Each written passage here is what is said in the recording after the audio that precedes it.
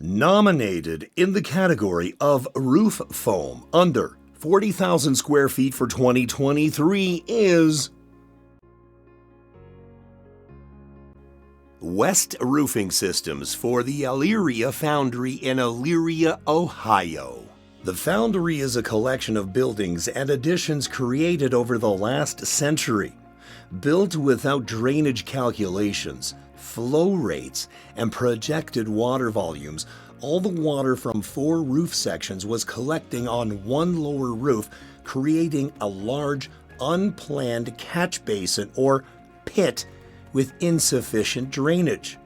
This created standing water a foot deep, which then entered the building.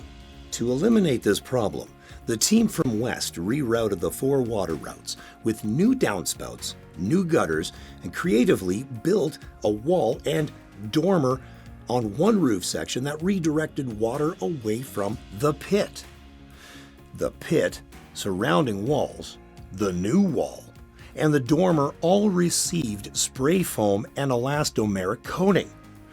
Watertight, the roof is sustainable, warranted, and renewable. And the only water getting into the pit in the future is the rain falling directly on it. Installation leader, PCP master installer, Thomas Buchanan.